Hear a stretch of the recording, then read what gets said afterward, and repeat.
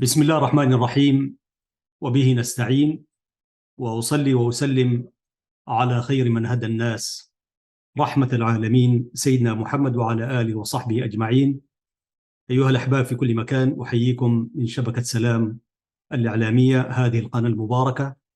وأحمد الله سبحانه وتعالى أن هيأ لنا هذه القناة وهذه النافذة لنطل عليكم أسبوعيا في شيء من فنون وجمال وخصوصية هذه اللغة العربية. في هذه الحلقة رقم 52 سأقدم لكم شيئا عن جماليات اللغة العربية من هنا وهناك. وفي مستهلها سنتحدث عن أوائل وأشياء أو أوائل وأواخر الأشياء في اللغة العربية. يقولون في أوائل الأشياء في اللغة العربية: الصبح أول النهار، والغسق أول الليل، والوسمي أول المطر، والبارض أول النبت، واللعاع أول الزرع، واللبأ أول اللبن، والسلاف أول العصير، الباكورة أول الفاكهة، البكر أول الولد، الطليعة أول الجيش، النهل أول الشرب، النشوة أول السكر، الشرخ أول الشباب، الوخط أول الشيب، النعاس أول النوم، الحافرة أول الأمر، الفرط أول الوراد، الزفلة أول الليل، الزفير أول صوت الحمار، النقبة أول ما يبدو من الجرب، العلقة أول ثوب يتخذ للصبي، الاستهلال أول بكاء الصبي عندما يولد، العقي أول ما يخرج من بطن المولود، النبط أول ما يظهر من ماء البئر إذا حفرت، الرس أو الرسيس أول ما يؤخذ من الحمى، الفرع أول نتاج الإبل والغنم، البراء أول يوم من الشهر.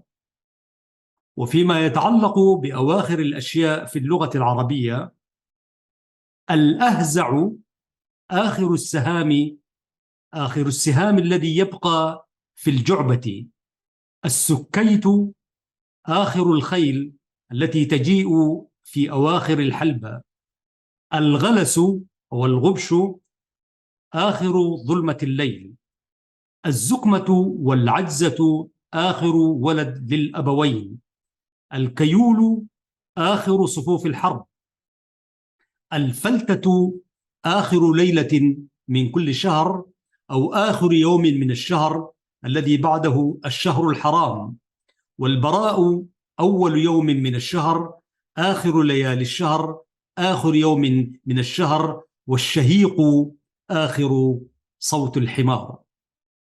أما فيما يتعلق بأبرز أسماء أصوات الحيوانات فقد ورد في اللغة العربية ما يلي: الأرنب ضغيب، الأسد أي في الأصوات الأسد زئير، الأفعى والثعبان والحية فحيح، البازي والصقر الصرصرة، البطة بطبطة، البقرة خوار، البعوضة طنين، البغل شحيج، البلبل تغريد أو شدو، البومة نعيق، الثعلب ضباح، الدب قهقاع وهو صوت ضحك الدب، الدجاجة نقنقة، الديك صعاق وصياح، الذئب عواء، الذبابة أزيز، الجرادة خطرشة، الجمل رغاء، الخيل صهيل، الحمار نهيق، الحمامة هديل أو سجع، الخروف ثؤاج أو مأمأة، الخنزير نخنخة أو قباع، السمان سوفة، الصرصور عرير، الصقر غغى، الضبع زمجرة، الضفدع نقيق، الظبي أو الظبي نزيب، العجل خوار، العصفور زقزقة، العقرب صئي، العندليب عندلة، الغراب نعيق أو نعيب، الغزال سليل، النغمة غثاء، الفأر صرير، الفيل نهيم، القرد ضحك، القط مواء، القمري سجع، الكلب نباح، اللقلاق لقلقة، الماعز ثغاء، الناقة رغاء أو حنين، النحلة دوي وهو صوتهن إذا تجمعن طنين، النسر صفير، النعامة زمار، الهدهد هدهد. كان ذلكم سيداتي سادتي في أصوات بعض الحيوانات وأصواتهن. قبل ذلك تحدثنا في آخر الأشياء وأوائلها. هذه قناة سلام الإعلامية وحلقتها في برنامج مع اللغة العربية. استمعتم إلى ذلك في الحلقة 51. فاصل قصير سيداتي سادتي ونواصل معكم هذه الحلقة، فكونوا معنا أيها الإخوة والأخوات.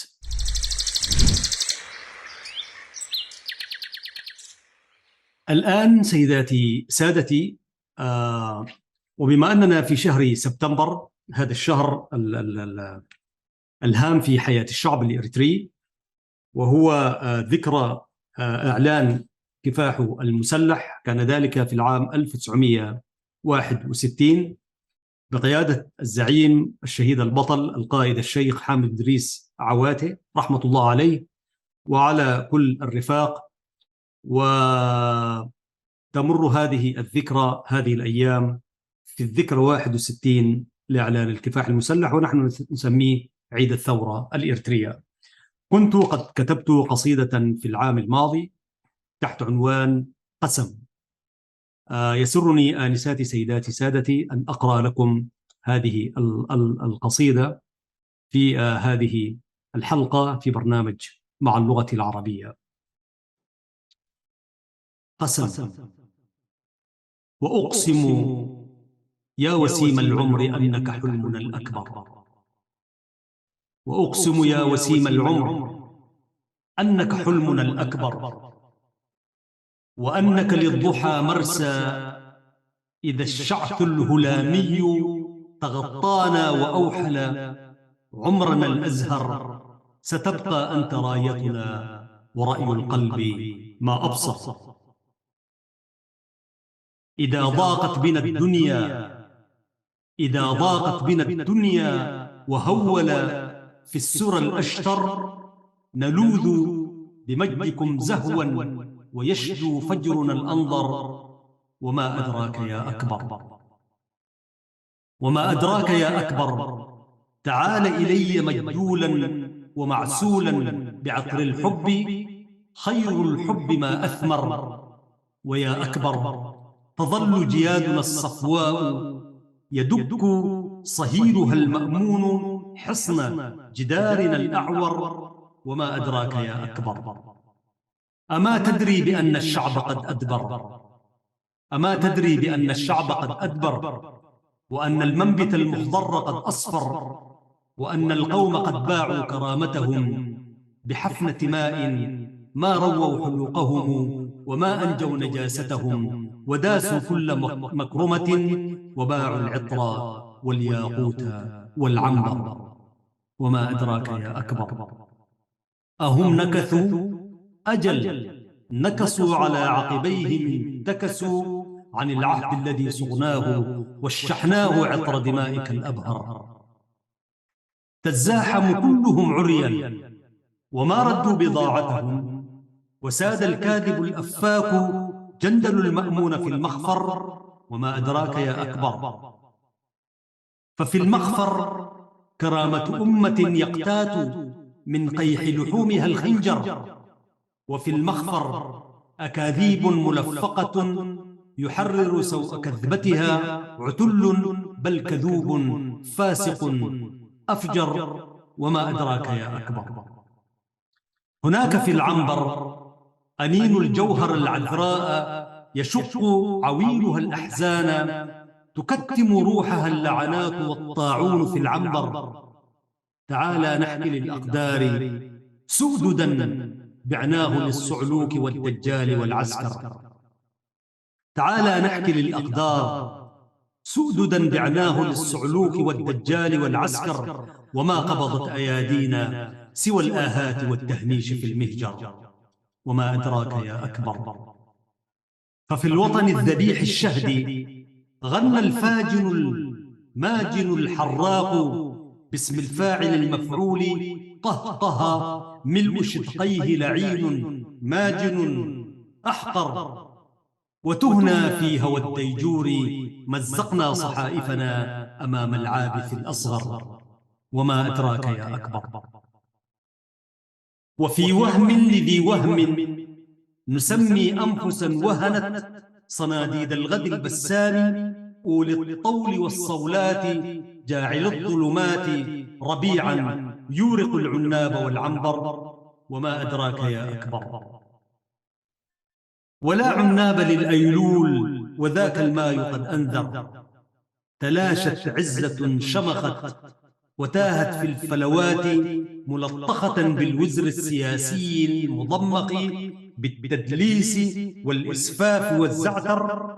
تساوى عندنا الديوث والنحرير والقطمير والكوثر. تساوى عندنا الديوث والنحرير والقطمير والكوثر. وما أدراك يا أكبر. ففي وجه الربا المأفون صفدنا صحائفنا وأحرقنا قواسمنا وعدنا أوهن الأرقام لا أكثر. وما أدراك يا أكبر. هناك القائد المعبود سيف المهد منتظرا نديما يعزف القيثار للقيصر، وحينا يمدح الأحرار والثوار شهيدا في ربى الأمصار في المحشر. أضعنا العمر في خطب وفي هرج خرافي، شربنا مره المعسول كي نسكر. وما أدراك يا أكبر. وما شبعت غوايتنا ولا شاخت ضلالتنا، فكل لقيطة حمقى نغشيها ونرتع في شرانقها، وبتنا الكائن المنبوذ إذ يكبر. وما أدراك يا أكبر. نصافح من يخاصمنا ونقتل من يقاسمنا الأوجاع والأفجاع. كفرنا بالذي قلناه وبعد الكفر لا أصغر ولا أكبر. أبعد الكفر إيمان ومحمدة، أبعد الحيف والتخليق، أبعد الحيف تخليق وجعجعة سوى في السوق في الفيسبوك في المتجر. أبعد الحيف تخليق وجعجعة سوى في السوق في الفيسبوك في المتجر، وفي البالتوك مضيعة ومهزلة باسم الفارس المضياف أو عنتر. وما أدراك يا أكبر. وعبلة تضحك من غوايته وتخجل من وقاحته، وعزة تسدل الأستار عن ليلى ثلاثيا تلاقى في مدلتنا، كأننا في صبوات العهر لا نكبر. تبرأ من وضاعتنا وشقوتنا حزيران وآيار وآذار وسبتمبر. وما أدراك يا أكبر. دعونا من غوايتكم، يئسنا من مهانتكم، تعالوا نحتسي قمرا، تعالوا نتلو الأوطان والإنسان والتحريم والأنفال والكوثر. تعالوا نتلو الأوطان والإنسان والتحريم والأنفال والكوثر، لعل الصبح يأتينا مصادفة، لعل الله يسقينا ويشفينا من النكبات حصاد زماننا الأغبر. وما أدراك يا أكبر، إذا غنت عصافير حداء الليلة الليلاء، ضاغت في المنى اللقيا وهوم للبلى الأزهر. وما أدراك يا أكبر، عيون الفرد الأشهى، ظليل أنت للمحراب، آذان وتهليل وتسبيح، لأنك وعدنا الأشهر. وما أدراك يا أكبر، ألست من الرؤى الوسنان، ألست الحب منجاه ومحياه، ألست صهيلنا الأجدر، وحين يغرد الجندول هفهف وعدنا المأمول، وشوش عوده الأخضر. وما أدراك يا أكبر، لأنك أنت سبتمبر، وأنك حبنا الأول، وود الحب شوق الحب يا أكبر. تفرس في روابينا، تأمل في قيادات كواها العجز في التفكير في المنقر. وما أدراك يا أكبر، ويا أكبر حملق كيفما شئت، ستلقى بعضهم سارق، ستلقى بعضهم مارق، وجلهم هم الأولى بمجد رؤاك سبتمبر. وهم باعوا وما قبضوا، وهم باعوا وهم قبضوا صراصيرا من الأضغاث، جماعات وأحزاب حصادهم صرصر. وعين رؤاك سبتمبر تقول كفى زيفا وتحريفا، لمجدي غنى أكتوبر. وما أدراك يا أكبر، لقاءات مغلقة، شعارات مزيفة، هتافات، إدانات، بيانات حفظناها على الطرقات، ما أجدت ولا عادت محملة بشيء بالجوى أجدر. وما أدراك يا أكبر، يقول الزند سبتمبر، يقول الزند سبتمبر، أفيقوا أيها اللاهون، توبوا من غوايتكم، تخلوا عن مطامعكم، ولن تشقوا بأمجادي، ودونكم قتالات خلافات رمتكم في لهات الجب. هذا وعد من ذكر، وهذا وعد سبتمبر، ولا عذر لمن أنذر. وما أدراك يا أكبر. أيها المشاهدون الكرام، فاصل قصير ونتابع هذه الحلقة، وهي الحلقة 52 في برنامج مع اللغة العربية من قناة سلام الإعلامية.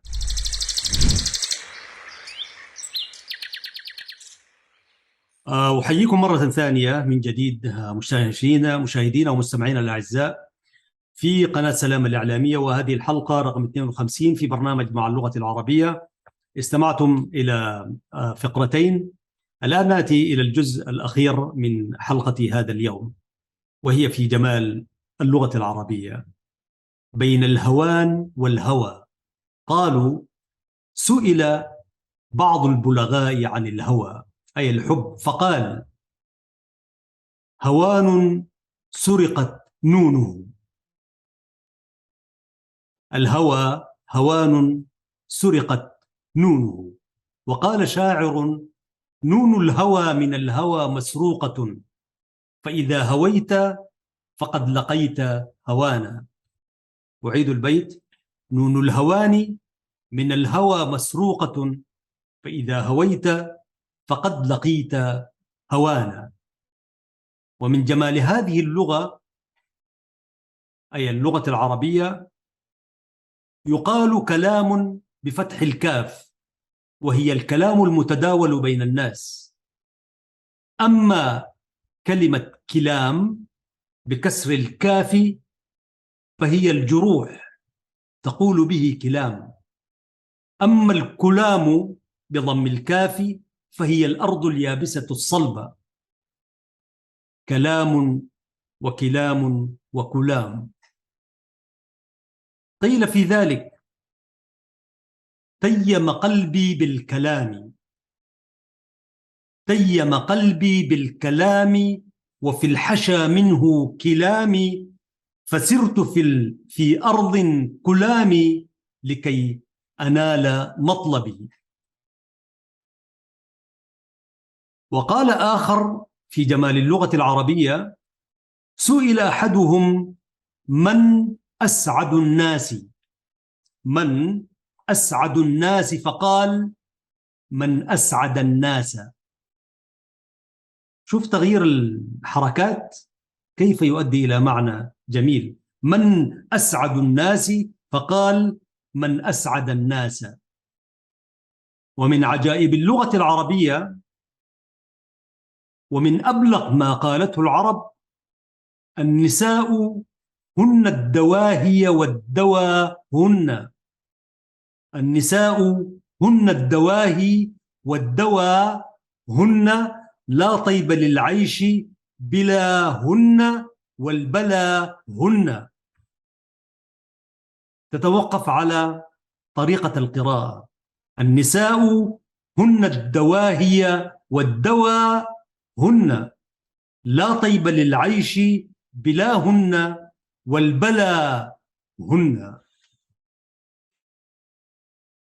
ويقال امرأة حامل بحذف التاء المربوطة، لأن الرجل لا يشترك معها في حمل البطن.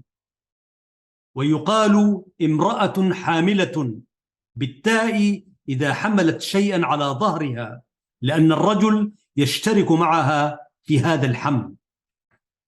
ويقال امرأة مرضع بحذف التاء إذا كان لها ولد ترضعه، وامرأة مرضعة بالتاء عندما تلقم ولدها ثديها. امرأة مرضعة عندما تلقم الولد ثديها. ومن روائع اللغة العربية هذا البيت: زر دار ود إن أردت ورودا، زادوك ودا إن رأيك ودودا. أعيد البيت مرة ثانية: زر دار ود إن أردت ورودا، زادوك ودا أن رأوك ودودا. ومما أذكر في هذا السياق ما قيل في العربية وجمالها: ضربت الباب حتى كل متني، طرقت الباب حتى كل متني، فلما كل متني كلمتني. ومما أذكر كذلك في جمال اللغة العربية، أو آتي إلى ذلك بعد فاصل، ولكن أواصل ما رصدته من جماليات اللغة العربية. قالوا: ألم ألم ألم بدائه إن آن أوانه. ده طبعا لشيخ الشعراء أبو الطيب المتنبي. قال: ألم ألم ألم بدائه إن آن أوانه. معنى البيت: وجع أحاط بي لم أعلم بمرضي، إذا توجع المريض حان وقت شفائه.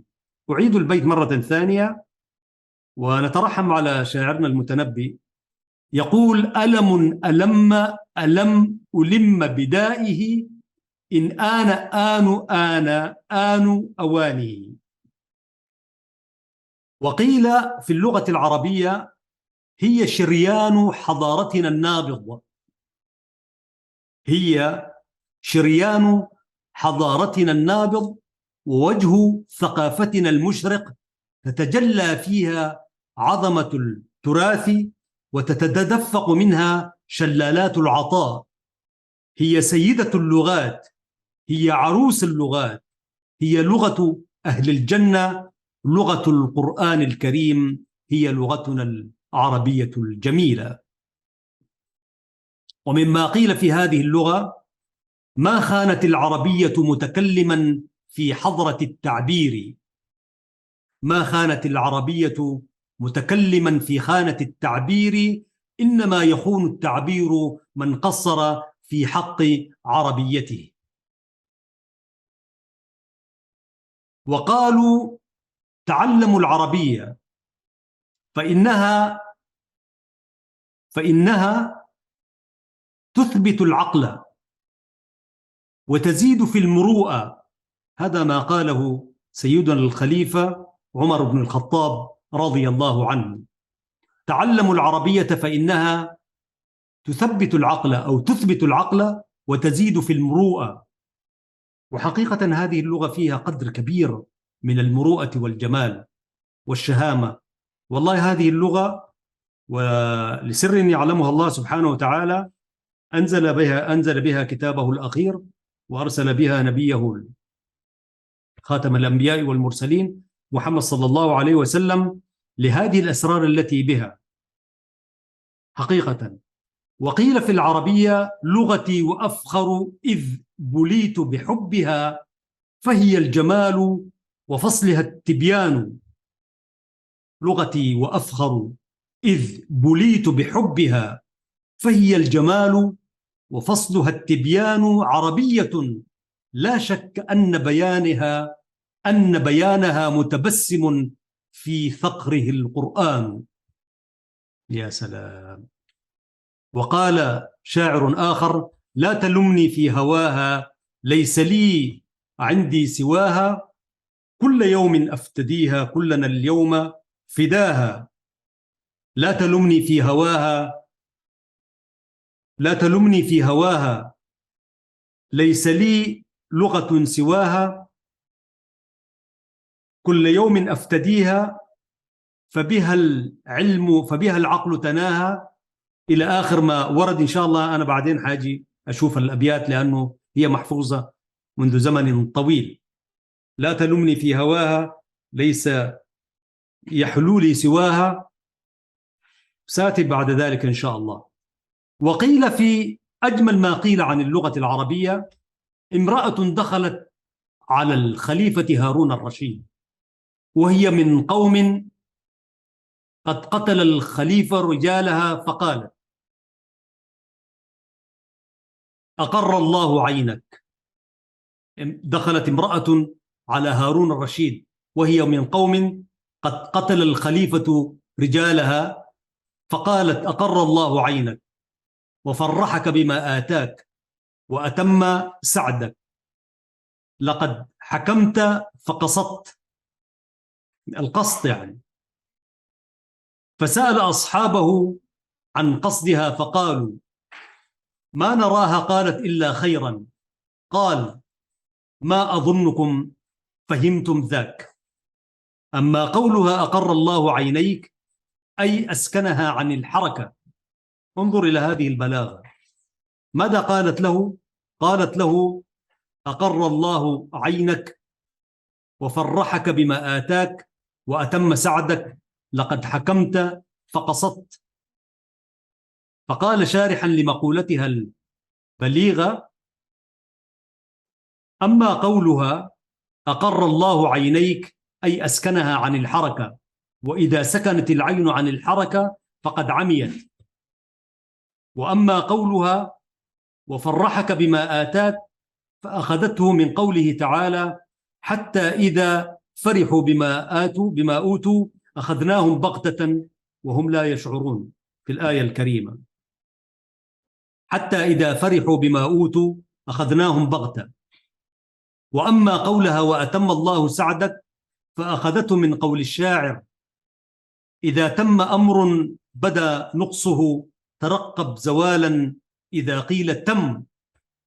وأما قولها لقد حكمت فقصدت فأخذته من قوله تعالى: وأما القاسطون فكانوا لجهنم حطبا. القرآن الكريم.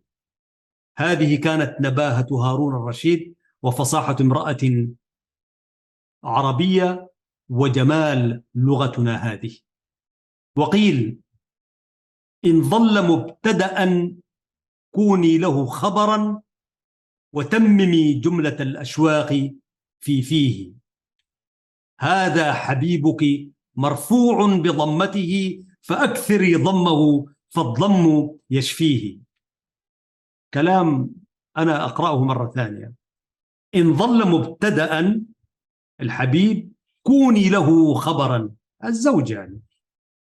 إن ظل مبتدأ كوني له خبرا، وتممي جملة الأشواق في فيه، في فمه. هذا حبيبك مرفوع بضمته، فأكثري ضمه فالضم يشفيه. ومن جمال اللغة عزيز المشاهد، قالوا: ليت الشرور بلا نقاط، وليت الحرب بلا راء، وليت كلمة وداع تقرأ دوما من اليسار. ليت الشرور بلا نقاط. ماذا تكون الشرور بلا نقاط؟ سرور. وليت الحرب بلا راء. إذا حذفنا كلمة حرف الراء من الحرب فتصبح الحب.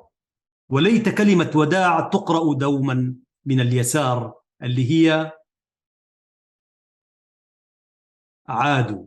يا سلام، وداع بتبقى عاد. وفي جمال العربية يقال: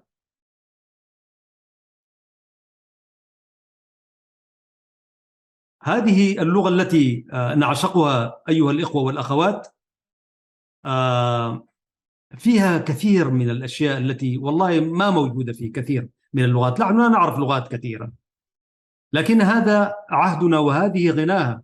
يكفي أنها بها 12 مليون مفردة بلا مرادفات. 12 مليون. اللغة الإنجليزية لا تتعدى مفرداتها أكثر من 600 وشيء مفردة، وهتتعجب إذا عرفت اللغة الإنجليزية فيها 12 ألف مفردة فقط. 12 مليون مفردة. نستمع الآن إلى شيء مما الناس يفتكروها كلها شيء واحد. عندما تقول القرى، القرى هو طعام الضيف. القرى. إنما المأدبة طعام الدعوة. هسي الناس يقول لك عندنا مأدبة، عندنا وليمة، وعندنا عزومة وكذا، ونشوف الفرق بين ذلك. القرى هو طعام الضيف. لا يسمى الطعام قرى إلا أن تقدمه للضيف. إنما المأدبة طعام الدعوة، العزومة يعني.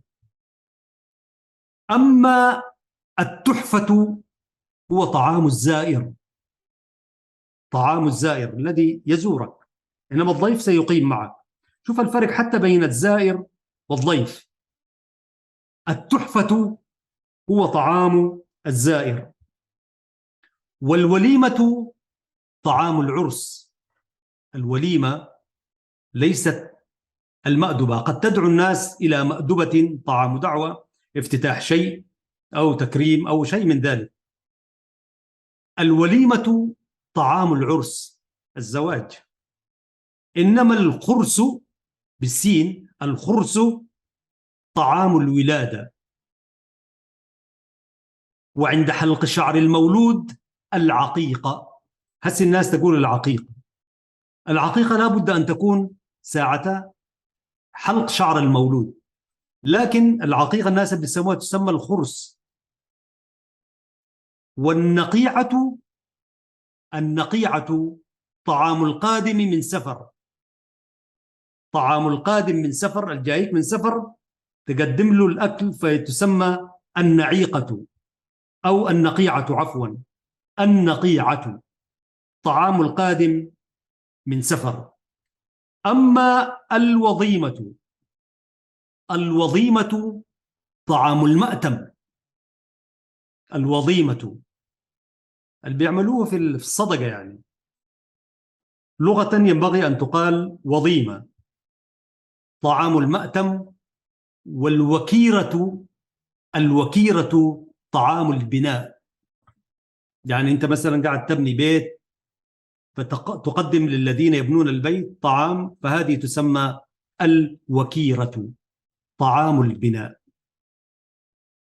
وقالوا في اللغة العربية من جمالها شعرا: صحب الناس قبلنا ذا الزمان، وعناهم من شأنه ما عنانا، وتولوا بغصة كلهم منه، وإن سر بعضهم أحيانا، ربما تحسن الصنيع لياليه، ولكن تكدر الإحسان، وكأن لم يرض فينا بريب الدهر، حتى أعانه من عنانا، كلما أنبت الزمان قناة، ركب المرء في القناة سنانا.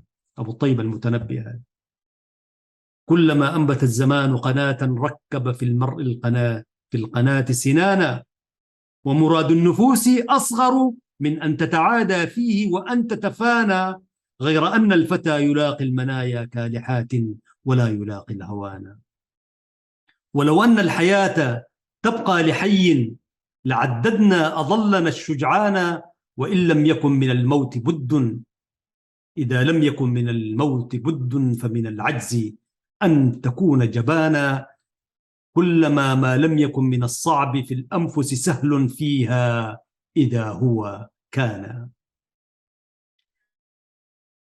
أيها السادة والسيدات، لا زلتم مع حلقة في برنامج مع اللغة العربية، وهي الحلقة 52. فاصل قصير وأعود إليكم في الجزء الأخير من هذه الحلقة.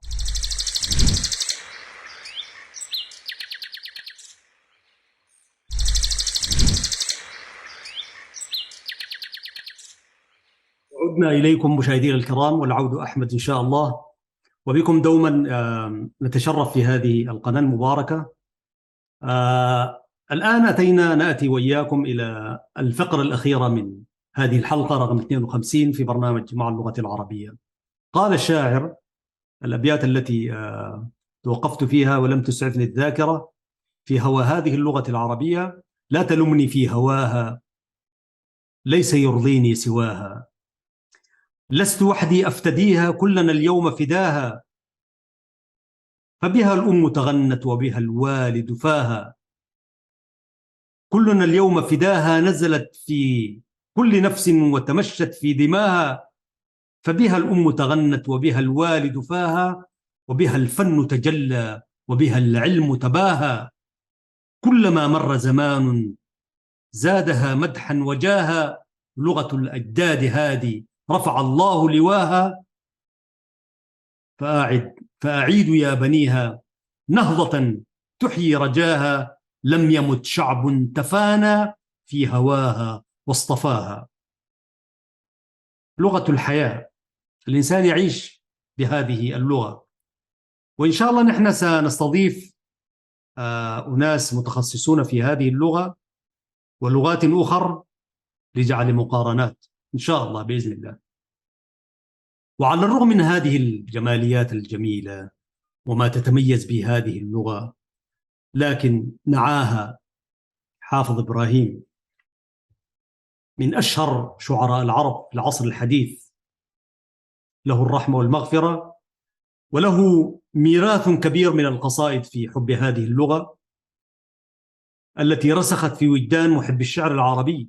له قصيدة مشهورة يفخر فيها باللغة العربية، حملت عنوان اللغة العربية ترثي أهلها. ويقول حافظ: رجعت لنفسي فاتهمت حصاتي، وناديت قومي فاحتسبت حياتي، رموني بعقم في الشباب وليتني عقمت، فلم أجزع لقول عداتي، ولدت ولما لم أجد لعرائسي رجالا وأكفاء، وأدت بناتي. الناس يقولون أكفاء، وأكفاء دي تعني العميان، يعني رجل كف ورجال أكفاء. يقول حافظ: ولدت ولما لم أجد لعرائسي رجالا وأكفاء، وأدت بناتي، وسعت كتاب الله لفظا وغاية وما ضقت عن آي به وعظاتي، فكيف أضيق اليوم عن وصف آلة وتنسيق أسماء لمخترعاتي. عندما قال بعضهم إنه اللغة العربية لا تتسع للاستكشافات والتكنولوجيا الحديثة وهي قاصرة أن تستوعب قال حافظ يعني بلسان اللغة العربية وهي تتحدث بلسانها، قال وسعت كتاب الله لفظا وغاية. ونحن نعلم أن الله سبحانه وتعالى لم يفرط شيئا في كتابه، ما فرطنا في الكتاب من شيء. يقول وسعت كتاب الله لفظا وغاية وما ضقت عن آي به وعظاتي، فكيف أضيق اليوم عن وصف آلة وتنسيق أسماء لمخترعاتي. أنا البحر في أحشائه الدر كامن، فهل سألوا الغواص عن صدفاتي. فيا ويحكم أبلى وتبلى محاسني، وإن منكم وإن عز الدواء أساتي، فلا تكلوني للزمان فإنني أخاف عليكم أن تحين وفاتي. أرى لرجال الغرب عزا ومنعة، وكم عز أقوام بعز لغاتي، أتوا أهلهم بالمعجزات تفننا، فيا ليتكم تأتون بالكلمات. أيطربكم من جانب الغرب ناعب ينادي بوأدي في ربيع حياتي، ولو تزجرون الطير يوما علمتم بما تحته من عثرة وشتات. رحم الله الشاعر حافظ إبراهيم شاعر النيل، بكى هذه اللغة أو بكت على نفسها، وفي ذلك الزمن اللغة العربية كانت مزدهرة ومسيطرة وفيها قدر كثير من الجلال والوقار، وهي ستظل هكذا. ما عارف لو كان عايش هذا الزمن الرديء الذين يعني تناسوا هذه اللغة وجمالها وتشبثوا بلغات لا قبل لهم بها، حتى والله ما يجدوها. يعني نحن لسنا ضد اللغات، ولكن لتبقى هذه اللغة هي ديدا ونبراس كل رجل مؤمن عربي، والعربية لسان كما ورد في حديث المصطفى حتى لو كان الحديث ضعيف. يعني أيها الناس، ليست العربية لأب ولا أم، وليست العربية لأحدكم، إنما العربية لسان، فكل من تحدث العربية فهو عربي. والله ينبغي أن نأخذ هذا الكلام وهذا الحديث محمل الجد، يعني حتى نعيد مجد هذه اللغة ونحافظ على ثقافتنا وعلى كينونتنا وأن نتشرب بهذه اللغة. والله اللغة ما محتاجة لنا حقيقة، نحن الذين نحتاج إليها. وقصيدة أخرى أختم بها هذا الحديث عن اللغة العربية لأمير الشعراء أحمد شوقي. أحمد شوقي الملقب بأمير الشعراء، طبعا كان له العديد من القصائد المختلفة. أحمد شوقي طبعا تحدث في كل شيء من الشعر بالشعر، يعني كل شيء، ودي ميزته كانت من حافظ وليس أشعر من حافظ. لكن تميز هو عن حافظ إبراهيم شاعر النيل باعتبار تحدث في كل شيء، كل ما يخطر ببالك تحدث عنه شعرا، إلى أن كتب مسرحيات شعرية أمير الشعراء أحمد شوقي. وهل تعلم عزيزي المشاهد أن أحمد شوقي أمير الشعراء هو من أم شركسية وأب يوناني، وعربوا لسانه. عشان كده نقول صدق رسول الله صلى الله عليه وسلم إنما العربية لسان، وكل من تحدث العربية فهو عربي. بهذا المنطق أحمد شوقي هسي ما عربي لدى المرجفة والمتردية وغيره. يقول لك أحمد شوقي ذاته ما شركسي ويوناني، هذا أميرنا أمير الشعراء، أصوله شركسية يونانية، تحدث العربية فأصبح أميرا للشعراء، أمير الشعراء. وحتى اليوم نحن كشعراء لم نبايع أميرا غير أمير الشعراء، والذين سيأتون من بعدهم. فقال أحمد شوقي ويتحدث ما يميز هذه اللغة العربية الرصينة وتصويرها القوي للصور والاستخدام العبقري للمحسنات البديعة. أنشد في مدح اللغة العربية قائلا: قف ناجي أهل أهرام الجلال ونادي. والعربي لما يقول لك قف، قف بالحجون سويعة يا حادي، وقر السلام أهيل ذاك الوادي، وأنخ ركاب الشوق في سوح العلا، سوح الكرام السادة الأمجاد. هذا ما قرأناه في المدائح. وفي المدائح شعر جميل يا جماعة. قف بالحجون سويعة يا حادي، هناك في البلاد المقدسة، قف بالحجون سويعة يا حادي، وقر السلام أهيل ذاك الوادي، وأنخ ركاب الشوق في سوح العلا، سوح الكرام السادة الأمجاد. وكأن ذلك الشوق محمول على النوق والجمال. قال له وأنخ ركاب الشوق في سوح العلا، سوح الكرام السادة الأمجاد. هو يمدح في السيدة خديجة رضي الله عنها وأرضاه أم المؤمنين، أم البتول خديجة ذات التقى، من بشرت بالفوز والإسعاد، وعلت على هام السماك برتبة، وسمت على الأمثال والأنجاد. قصيدة زمان قريناها ونحن أطفال، نلهو ونمرح ونتشبع من هذه اللغة في الفكرة الصوفية النبيلة. يقول شوقي في حب اللغة العربية: قف ناجي ناجي أهرام الجلال ونادي، هل من بناتك مجلس أو نادي؟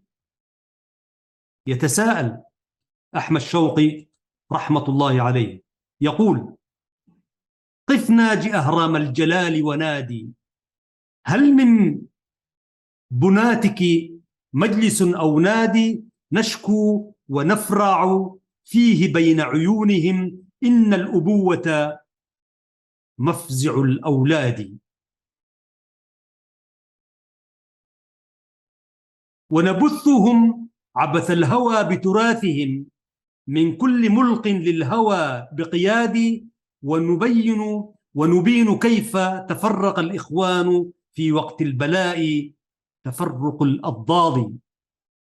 إن المغالط في الحقيقة نفسه باغ على النفس الضعيفة عادي، قل للأعاجيب الثلاث مقالة من هاتف بمكانهن وشادي، لله أنت فما رأيت على الصفا هذا الجلال ولا على الأوتاد، لك كالمعابد روعة قدسية، وعليك روحانية العباد، أسست من أحلامهم بقواعد، ورفعت من أخلاقهم بعماد، تلك الرمال بجانبيك بقية من نعمة وسماحة ورماد، إن نحن أكرمنا النزيل حيالها، فالضعف عندك مواضع الإرفاد، هذا الأمين بحائطيك مطوفا متقدم الحجاج والوفاد، إن يعده منك الخلود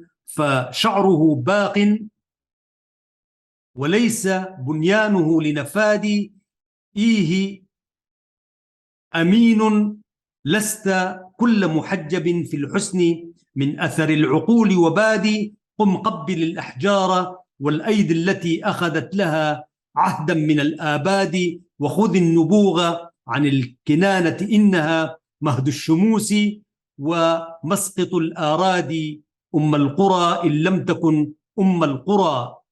ويواصل في حديث أمير الشعراء أحمد شوقي وهو يتغنى بهذه اللغة العربية الجميلة. ربما ما دخلنا في الصميم الذي كان يعنيه، وهذه مقدمات أحمد شوقي كان معروف بذلك الاستهلال. وبرضو إن شاء الله أنا يوم سأجي أتحدث عن كما قدمنا اللامية لكعب بن زهير، هو جاراه طبعا وعنده لامية مشهورة أمير الشعراء أحمد شوقي، واللاميات هي كثر. وإن شاء الله يعني سنأتي إلى اللاميات. ولا أذيع سرا عزيز المشاهد أنني هذه الأيام أيضا أكتب في لامية جديدة،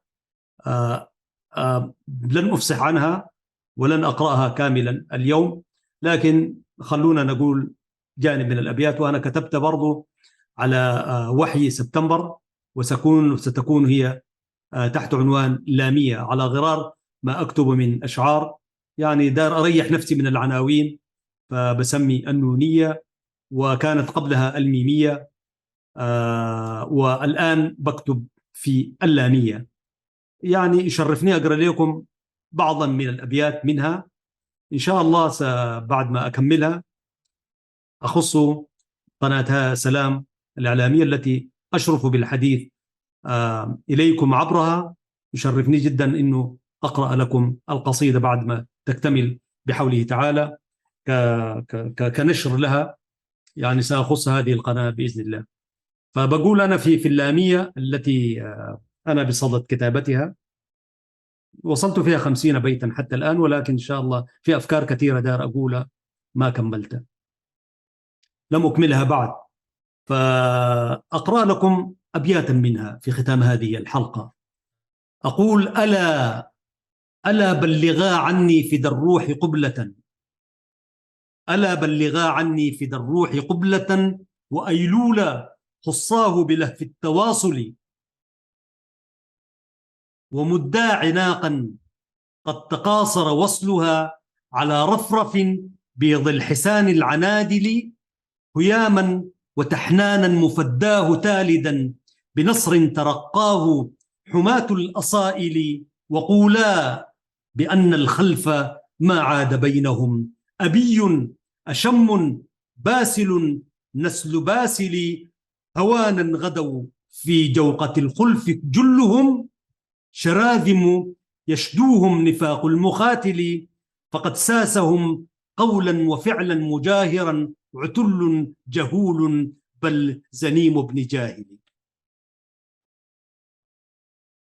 لئيم سما في الحومتين كما قضى مشقق عرقوب الرؤى والمناخل، فقد ناخلت فيهم ذؤابة فاسق رضيع الخنا موؤودها والمداخل، له آية من كل خلق ذميمة تغشاها طفلا فاعتلى نعل سافل، أذل بها قوما سراتا حتى غدوا غثاء وضيعا ريه حوض غائل، هو الجبأ الأكهى يمني كلابه يغشي بغاث البوم لعنة شاول، فيفرقها جروا يخالفه النبى ليلعق مأفون القذى غير نائل، أعوذ برب الناس من مجمع فروا بأكذوبة حمقى مثاقيل ثاقل، أعوذ برب الناس من مجمع فروا بأكذوبة حمقى مثاقيل ثاقل. سأكتفي بهذا القدر، بس أنا حبيت على ذكر اللامية أقول هناك لامية قادمة. أسأل الله سبحانه وتعالى أن يهيئ لي من أمر هذه اللغة ويفصح لساني لأقول ما يختلج في النفس ورسائل. الأدب له رسالة، والشعر له قضية. إذا لم تتدرع بدروع ثلاث في قائلة الشعر ستقع في غوائله. أن تتدرع بذكر الله، وأن تعمل الصالح إلى الذين أن تؤمن بالله وتذكر الله وتعمل صالح، ستحرم من غوائل الشعر، ولا الشعر فيه بلاوي. أشكركم أيها الإخوة والأخوات على حسن المشاهدة والمتابعة. كانت تلكم هي الحلقة 52 في هذه الشبكة والقناة المباركة، قناة السلام الإعلامية، التي دوما أسعد بالإطلالة عليكم أسبوعيا في شرف اللغة وفي مكانة اللغة وحب اللغة العربية. الله سبحانه وتعالى أشكره جزيل شكره ونعمائه على أن فتح لنا نافذة نقول فيها قال الله وقال رسول الله، ونقول ما نؤمن به فكرا وعقيدة ورؤى وشرفا ومكانة في هذه الحياة، حتى نلقى الله إن شاء الله على تمسكنا به قولا وفعلا وعملا. تحياتي لكم أحمد شريف، وتحيات زملائي الذين يسهرون ويعملون ويكدون أن يخرجوا هذه الحلقة في هذا الثوب الذي يليق بها وبكم أيها الإخوة المشاهدون. اللهم لا علم لنا إلا ما علمتنا إنك أنت العليم الحكيم. شكرا لكم، والسلام عليكم ورحمة الله وبركاته.